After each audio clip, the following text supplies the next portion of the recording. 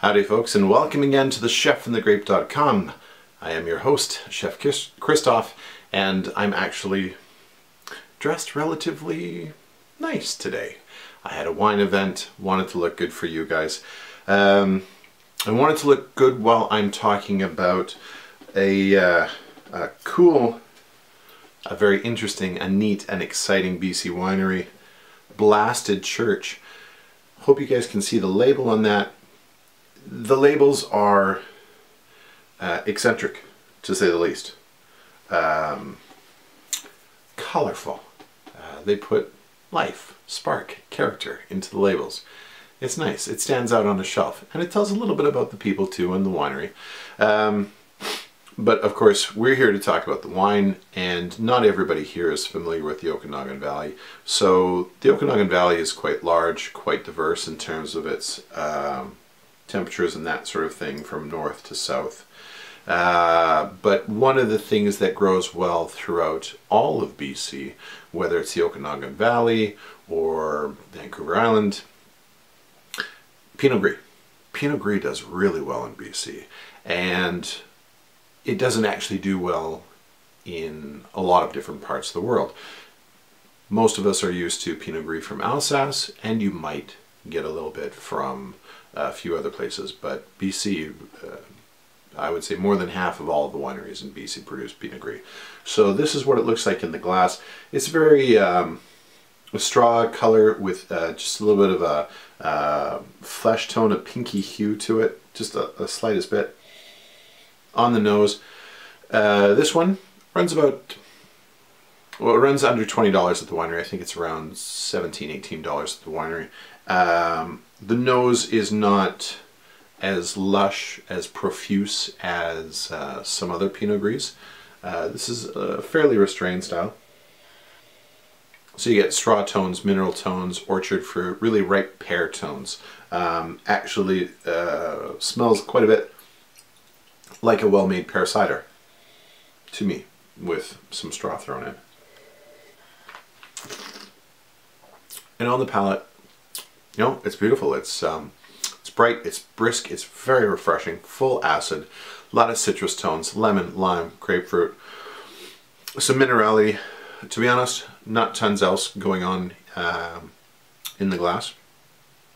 I would give it 88 plus points, and for under $20, I think it's great value.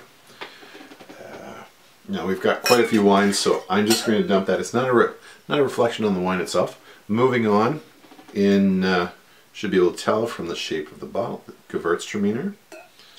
And this is pretty classic for a cooler, lighter, drier style of Gewürztraminer.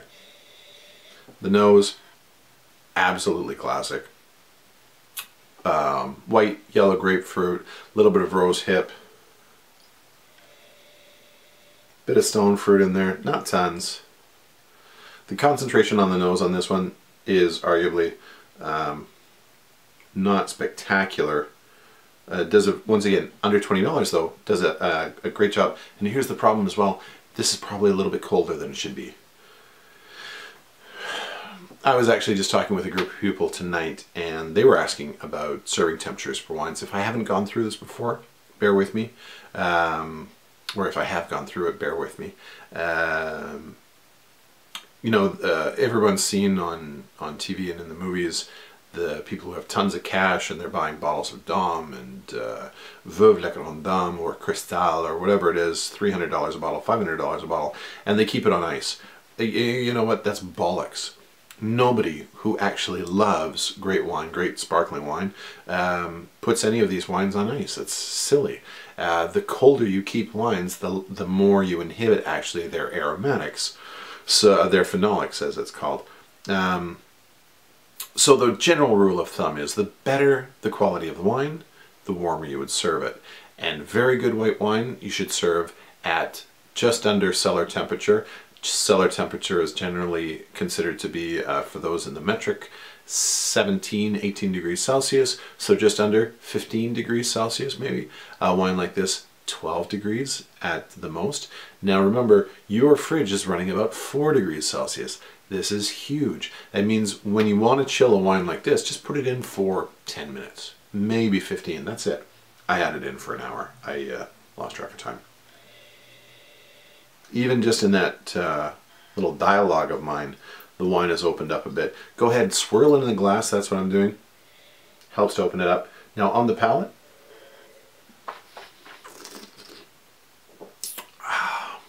Wow, that is zippy. That is fresh. I think that this really shines in its food pairings and on hot, hot, hot summer days.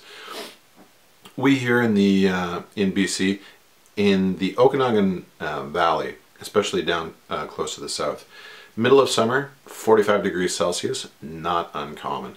45 degrees Celsius for you in Fahrenheit, 105, so bloody hot, absolutely. And this, on a hot day, so refreshing. There's not tons of concentration on the palate, let's be honest. Some citrus tones, some minerality, but what it has is brilliantly clear. For that reason and that reason alone, I'll give it 89 plus points. And under 20 bucks, I mean, like I said, I just got out of a hot car, I came from a hot event. This is brilliant. And I would love nothing more than to sit and drink yet another glass of it. However, I've got work to do because you want to know about the rest of their wines. So I'll move on to something very interesting wine. It's called Mixed Blessings. And it's an odd blend. It's Viognier and a varietal called Chardonnay Musc, which, to be honest, before today, I'm sure I heard about it once in a class somewhere, but that would have been the only place I ever heard of it. I've never seen it on a label anywhere. I can't remember anyone ever pouring it for me and saying, oh, well, you have to try this Chardonnay Musc. So, to be honest, I don't know much about it. You will have to Google it the same way that I will. But Viognier I know quite well. Those who want to know about great Viognier, please, I invite you, check out the wines of John Albin in California. There's a guy, and I'm not trying to say anything about Blasted Church, just give a reference point, but John Albin is the king of Viognier.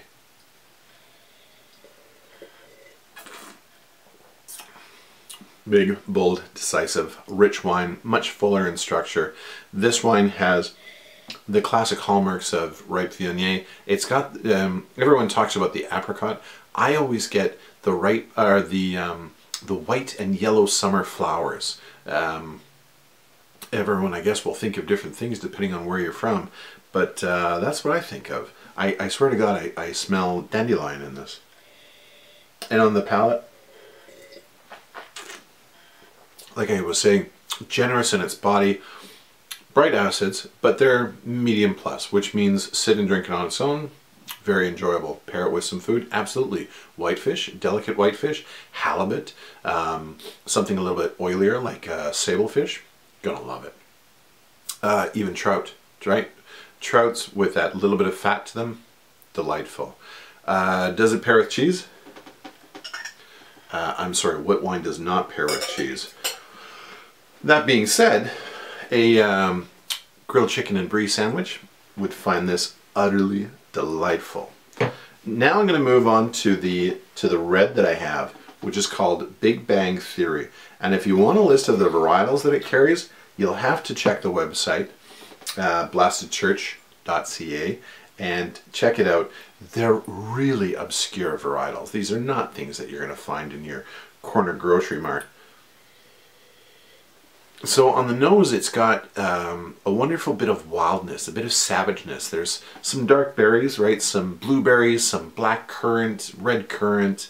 But there's a bit of leatheriness. There's a bit of gaminess, you know, like if you have venison. And on the palate, light plus to medium body. Generous with its concentration of fruit tones, although there's not a lot else going on.